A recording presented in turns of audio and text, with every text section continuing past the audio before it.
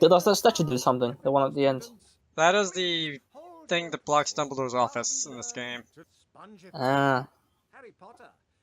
Have you ever thought about how, like, Dumbledore's security is super, like, terrible? Like, in terms of the passwords. Because they're all candy, right? They're all candies, so you can literally just, like, sit there, just say every single candy in the freaking Wizarding world, and That's what eventually Harry did in the fourth book. But did he actually open the door like that, or was it just? Yeah, he just was there brute forced someone the password. inside? Cockroach He just cluster. Yeah, Remember? he just cockroach cluster. Yeah, I was wondering. I guess J.K. Rowling wanted to address that. She's like, oh, there's a bit of a plot hole here. This could be a bit of a mistake. I'll just expose it so it doesn't seem so bad. I don't know. Maybe she just thought it was funny. I guess I don't know. But so many people could, like, once you break into Hogwarts, it's easy to break into his office. Mm-hmm. If you're like Sirius Black or something, or like some Death Eater. Well done, Harry. You've advanced to the next round. Kind of surprised that Sirius didn't try when he was in Hogwarts. Round 2, begin. I guess he didn't. I guess. Dog. Hey, Professor, can I have a word with you? I guess he didn't know Dumbledore's password convention. Maybe. Probably using sweets.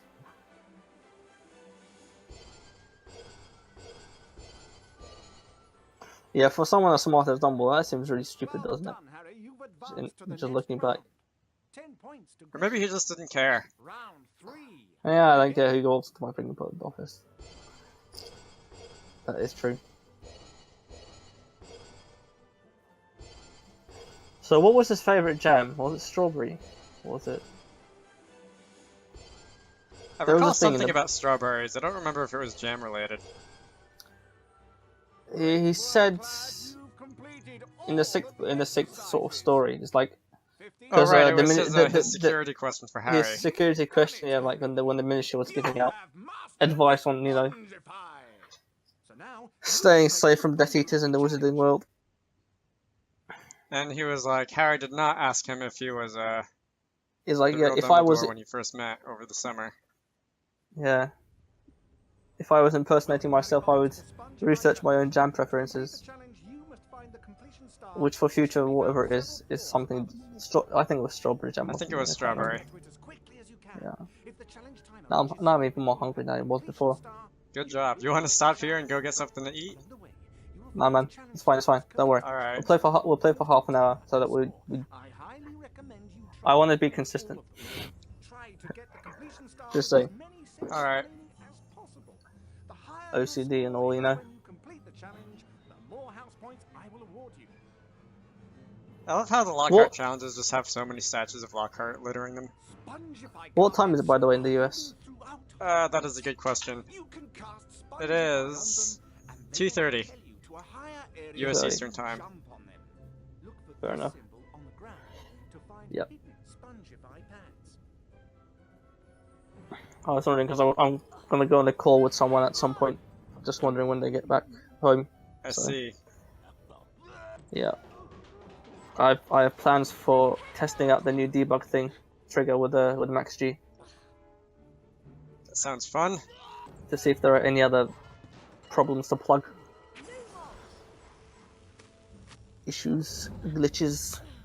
Do you bug test your stuff with anyone else or just? You mean like Bird Game? Yeah, like anything that you do, your project, your engines and. Sometimes I'll have my sister test it, and she usually finds a way to break the game pretty quickly. Whatever. Does she play games a lot? Sometimes. Ooh, look, that's a 5th stamina bar. That's cool. Yeah, my voice broke there. Gosh, went super high pitched. So you've only got one more stamina bar left. That is. Yeah, because I picked up 40 bronze cards already, and there are 50 total. Oh, I just thought of something. Should we add Lumos to our thing, just for like as a general source of light that you can just activate anytime? Lumos and Nox. That would be so That's an fun. interesting idea. I believe somebody wanted to implement the Guy Trash, or Jai Trash, or however it's pronounced, which I believe you defeat with Lumos.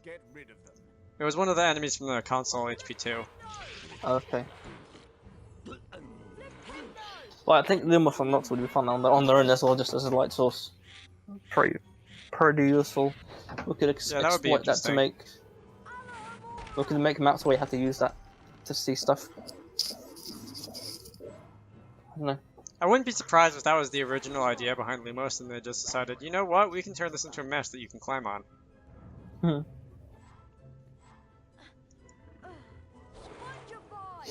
It's just an invisible mesh with particle systems attached to it. Basically. Yeah. Pretty neat.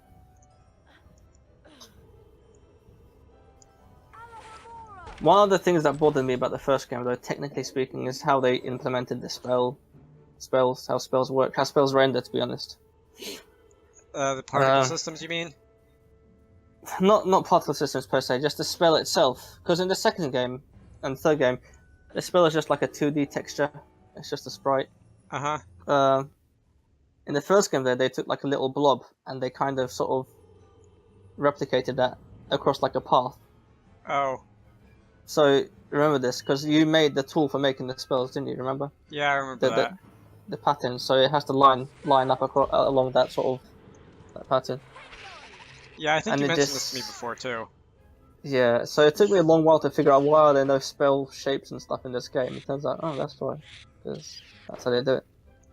I couldn't find any textures, that's why I was like, oh, this is freaking me out. I wonder why they decided to do that. I wonder if it was like... I can't imagine it would have been faster processing power. I don't know. Less processing power, rather. I think they just tried to do something fancy, pretty much. Maybe they wanted it so that if they wanted to finalize the spell designs later, they could do that more easily, without having to have the artist draw a whole new thing. Possibly. Yeah, possibly. That could be the reason. Also, one other thing. The third game is really good in terms of spells because, okay, the first game, right? Yeah. The way spells work, there's like an enumeration. Enumerated constants, sure. I don't know what you call them. Enums, enums. I usually call them an enum. Enum, yeah. Stress on the first syllable. So the first game and the second game, they basically use an enum of spells, and some of them are unused as well. But in the third game, spells are like classes that you can sort of extend from a base class, right? That's cool. So you can always add new spells, but in the first game you can't do that because there's an enum and it's hard coded and you can't change the enum.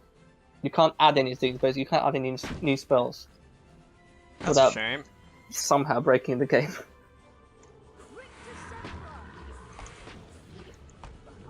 Again, I went super technical, as you can see. Well, that's what the fun is. I almost fell off the level. I'm just wondering how you would implement this if you were doing this yourself. I would probably use an enum and then attach classes to the values, because Game Maker lets you do that. See, in the Unreal Engine 4, in the UE4 project that we're doing, every spell is a class of its own, and it expands like a base class. It expands. Yeah, if those are the two choices I was given, I would probably go with that. Yeah. So you can always add new. Yeah, oh, come on. The first game it was just really crap in terms of object orientation and stuff. They weren't really using it properly. I guess it was their first try, right? Yeah, but they did the same thing in the second game. They're like, oh, we'll just use. Actually, the second one was pretty much the same game with just like more polished and some new spells, pretty much. Like technically speaking, in technical terms. Not the level design. The level design is way better in this game. Yeah.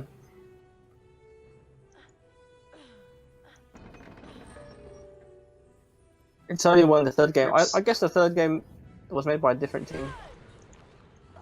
It was still done by No Wonder, wasn't it? Maybe. But it was way more object-oriented and there was way less hard coding and stuff. Oh, some things that are hard coded in the third game though is how many challenge shields and stuff you can get per level. Oh, really? Yeah. So you can't change that? So yeah, you can't make your own new level with challenge shields that accumulate. It's impossible. That's a shame. Because in the menu it shows you how many challenge shields you've collected per challenge that you've done. Yeah. Yeah.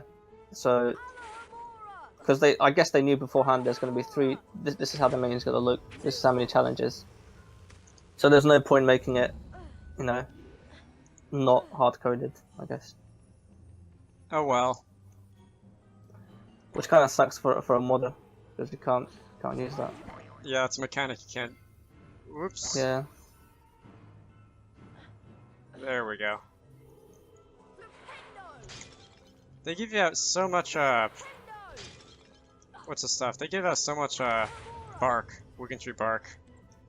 Oh yeah. In this game. Is that useful for, like, what potion is that for? The Wiggenweld potion for HP? Yeah, I know, but what does it do?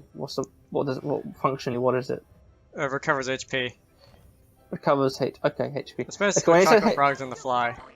When you say HP, my first thought is Harry Potter, and only afterwards I think of health points, right? Yeah, that's a rather unfortunate coincidence. Oops. Yeah. That's done. Somebody's running a machine outside. I hope that doesn't get picked up on the microphone. I can't hear it, so I think we're good. Alright, that's a good thing.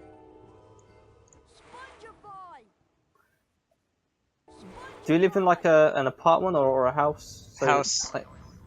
So if there's someone going by with like a motorcycle or something, that's perfectly audible, right? Usually. Or are you not close enough to the road? I don't know. It depends on how loud the motorcycle is. Oh, fair enough. Like if there's a car without a muffler, you can probably hear that. That does not go anywhere. I wonder why they left that indent in the wall behind the fire crab if it doesn't go anywhere.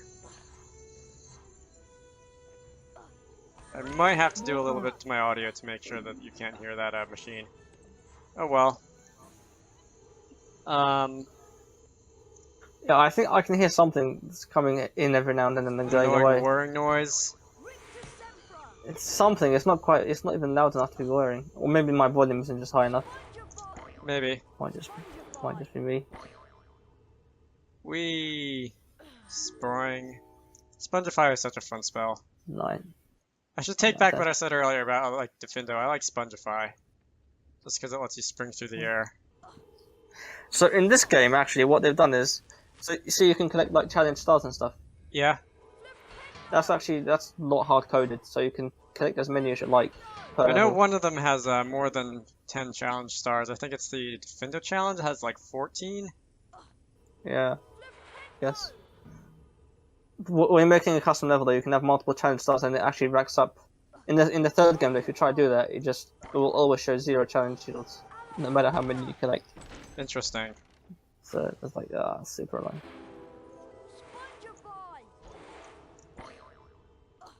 Vendor mechanic. Do you know if I say vendor, what does that bring to mind? A salesman in an RPG. Yes. So vendor mechanics also are really good in this game, modding wise. You can add any sort guys? of. Yeah, you can add any. Trading exactly. You can add any trading guy, and it will trade. In the third game, though, dead loss. Is it hard coded for Fred and George's place?